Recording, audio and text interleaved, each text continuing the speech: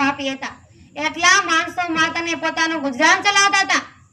તો એક દિવસ નારદ મુનિ આવ્યા અને આ વાલ્મીકે નારદને પકડ્યા મારવા માટે.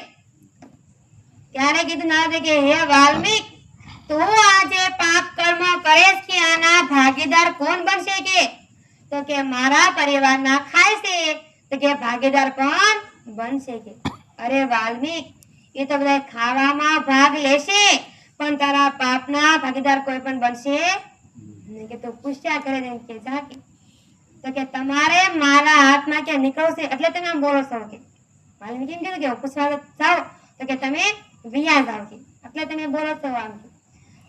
ત્યારે કીધું કે નારદ મુનિ કે તને વિશ્વાસ ન આવતો હોય તો કે તું મને આ ઝાડના થડે બાંધી દે અને તું ઘરે પૂછ્યા. કે તો વાલ્મીકે નારદને ઝાડ નીચે બાંધી દીધા અને ઘરે પૂછવા ગયા.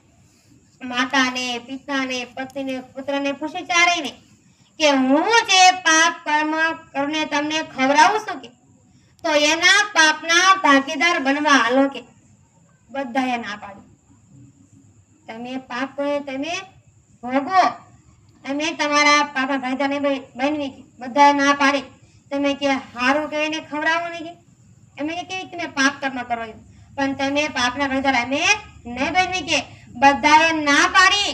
ત્યારે વાલ્મીક નારદને પગમાં પડી ગયા કે તમે કીધું કે સાચું કીધું. કે આ તો કે ખાવાના ભાગ લેશે પણ પાપના ભાગ કોઈ લેતું નથી. હું તો મારું કરતો કે મારા દીકરા, મારું પરિવાર, પણ એ કોઈ મારું કરવાનું ભાગીદાર નથી. કે અને મેં કર્મ તો કે એટલા બધા કર્યા છે કે હું આ કર્મને કે ક્યારે ભોગવી રહીશ. કે માથી નહીં ભોગવાય કર્મ. કે મને કાંઈક ભેદ હોય તો આપો કર્મને કાપવાનો.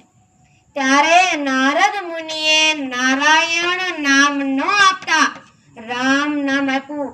કે તું રામ નામ લે, રામ નામ તારા કર્મ કપાશે.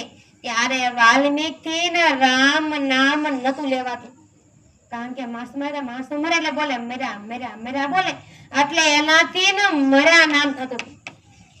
એટલે કે ને સંતો કે ઉલટા નામ જપત જગ જાના, વાલ્મીક હુઆ બ્રહ્મ સમાના. ઉલટું નામ જપ્યું એનો ઉદ્ધાર થઈ ગયો. મરા મરા બોલવાથી ત્રીજી વાર રામ સંતો થઈ ગયો અને રામ નામની ધોની લાગી ગઈ. ત્યારે એને 24 વર્ષ રામ રામ કર્યું. એક જ જગ્યાએ 24 વર્ષ સુધી રામ નામનું ભજન કર્યું અને એની ઉપર ઉદયનો રાફડો બની ગયો અને રામ